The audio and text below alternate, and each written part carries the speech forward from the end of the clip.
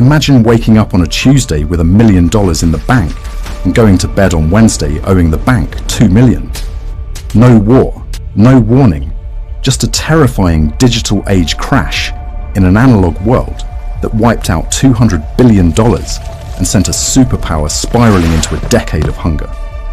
To understand the Great Depression, you have to stop thinking about it as a sad time in history and start seeing it for what it actually was: the ultimate corporate rug pull. Let's rewind to 1922. The war is over, the mustaches are ridiculous, and the economy is vibing. Factories that used to build tanks are now churning out toasters, vacuum cleaners and refrigerators that make ice boxes look like peasant tech.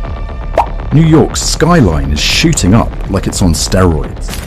Jazz music is the Wi-Fi of the 20s. It's everywhere, loud, and nobody fully understands how it works. The CEOs of America, the economists, are telling everyone the good times will last forever. Henry Ford's moving assembly line has turned car manufacturing into a literal sprint. What used to take 12 hours now takes 90 minutes. But while the cities are partying, rural America is already in the ER. Farmers, once rich from wartime demand, are watching prices plummet. Their solution? Borrow money to buy shiny new tractors. Twist number one: the tractors didn't save them. They just helped them go broke at 10 miles per hour. While the farmers struggled, urban America discovered a new hobby: buying stuff they couldn't afford. Welcome to the era of buy now, pay later. Want a radio? Finance it. A car? Finance it.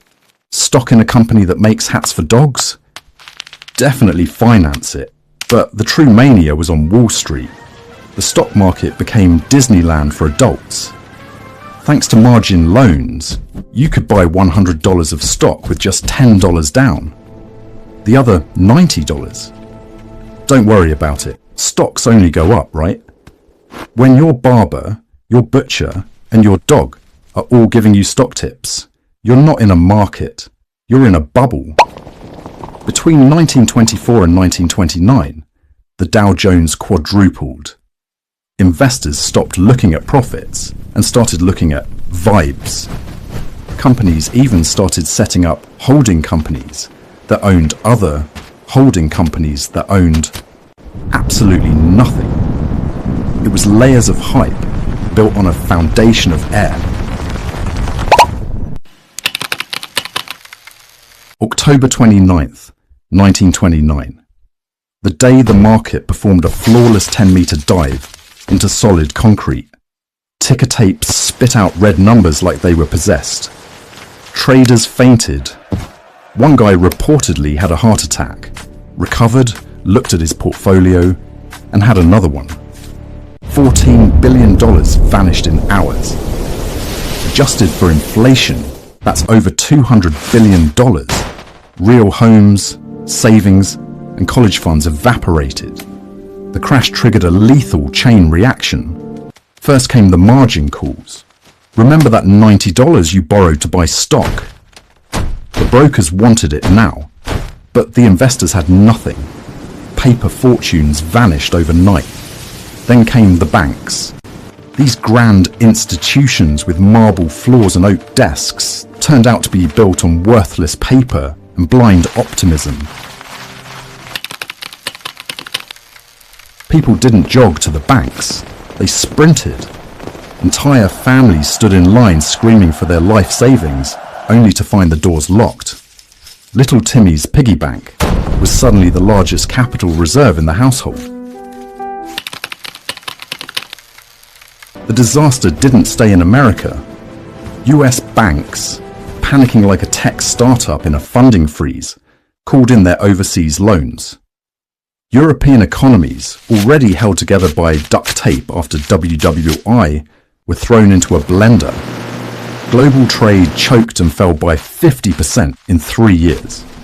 Back home, President Herbert Hoover was the CEO in denial. He appeared on the radio, calm as ever, assuring everyone the economy was fundamentally sound.